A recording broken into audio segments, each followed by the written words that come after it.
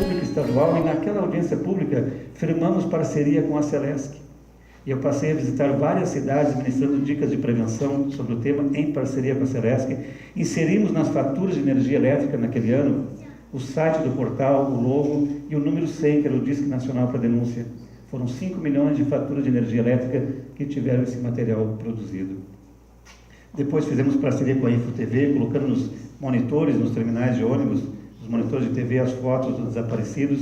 E em 2012 eu recebi uma ligação da RBS, na época estava na bancada do Jornal do Almoço a Karen Fabiani, e ela me ligou e disse: nós vamos criar um quadro permanente na TV, toda terça-feira, sobre desaparecidos, queremos a tua ajuda, você nos ajuda, participa conosco. Eu prontamente, eu liguei para uma ou duas mães, que ligaram para outras, levei os cartazes e tivemos o primeiro quadro Desaparecidos. Eu me lembro que algumas pessoas comentaram: eu acredito que umas 2, 3 semanas vocês conseguem, mais que isso é difícil, porque vai se tornar uma coisa cansativa e sai, claro. Foi uma luta, mas nós continuamos e já vai fazer 4 anos que o quadro está no ar. Agora em agosto são 4 anos, onde toda semana, no Largo da Alfândega, familiares e amigos de pessoas desaparecidas se reúnem. E nós sabíamos que esse quadro, mais do que mostrar as fotos, os cartazes das pessoas desaparecidas, iria influenciar em outras conquistas, em outras causas.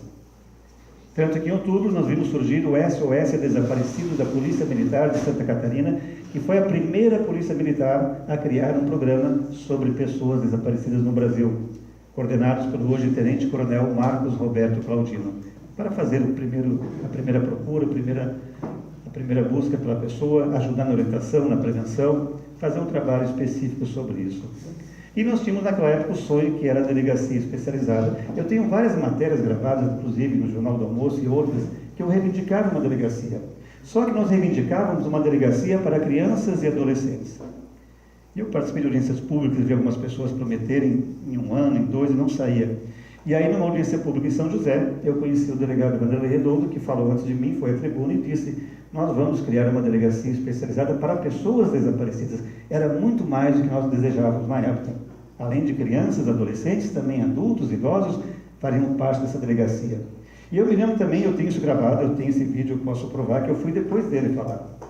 E eu disse, está gravado lá, que eu esperava que não fosse novamente uma promessa. Porque nós já havíamos recebido essa promessa de outras pessoas. Mas eu tive o privilégio de acompanhar algumas vezes, e 6 meses depois da promessa, a delegacia era inaugurada. Eu tive nesse dia alguns privilégios. Primeiro, que ele me deu a possibilidade de fazer uso da palavra junto ao secretário de Segurança Pública, delegado-geral, à prefeita de São José, ao próprio delegado titular da DPPD. E eu me lembro que naquele dia eu disse 2 coisas importantes. A primeira é que, se naquele momento nos retirássemos de cena, poderíamos fazê-lo de cabeça erguida, porque deixávamos o Estado, o poder público, participando pela causa. Mas assumimos mesmo assim o compromisso naquele momento de continuarmos ao lado dessa delegacia, afinal desejávamos tanto, né, que ocorresse. E aí a Graziano Biara, que está sentada ali, na época estava no Jornal do Almoço, ela foi me entrevistar e eu disse para ela que, a partir daquele momento, quem fosse fazer uma narrativa sobre o tema desaparecidos em Santa Catarina, teria que dividi-lo em 2 atos, antes da inauguração da delegacia e após a inauguração da delegacia. Por que eu digo isso? Em seguida, eu completo. Quando a delegacia foi criada, nós tínhamos 18.600 registros, se não me engano, de pessoas desaparecidas em Santa Catarina. Hoje, se não me falha a memória, são 5.500, 5.600 mais ou menos, que na verdade já deve ser bem menos. Mas isso foi um trabalho árduo, a delegacia entrando em contato com cada uma dessas famílias para ver quem havia sido localizado e quem não foi, e nesse meio tempo localizando pessoas, sendo que nesse meio tempo de 8 a 10 pessoas são registradas por dia como desaparecidas no nosso estado. E mesmo assim esse número diminuiu de uma maneira fantástica. E vai continuar diminuindo, apesar que diminuiu também o efetivo do nosso delegado, que começou com 8, hoje estão em 3, mas aí eu peço até permissão para minha esposa, para a esposa do delegado que está presente, mas é um privilégio, ele trabalha com mulheres bonitas, inteligentes e policiais, então não pode se queixar também, né? Não dá para se queixar, tem as suas compensações, mas realmente foi uma grande conquista.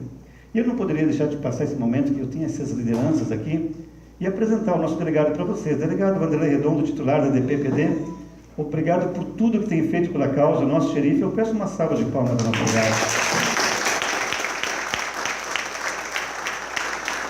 Obrigado, eu digo mais.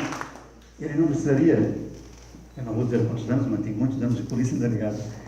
Mas ele vai além da investigação, ele vai além do trabalho dele como policial, nos acompanha, inclusive, para levar cartazes nos aeroportos, para levar cartazes nos terminais de ônibus, vai nas escolas fazer orientação para as crianças. Isso nos incentiva, isso nos motiva a continuar, porque isso mostra realmente uma grande parceria de nós, da sociedade civil, com o poder público. Então, realmente, e aí eu vou contar uma coisa, antes desse livro, no outro, a Saga de Sofia, eu criei um personagem no livro, para nos ajudar, que chamava-se Doutor Messina, era o delegado de Chagas. O homem chegou e mudou a história dos desaparecidos, isso lá em 2005, eu nem imaginava que um dia eu iria conhecer o nosso xerife aqui em Santa Catarina, que veio realmente para fazer a diferença.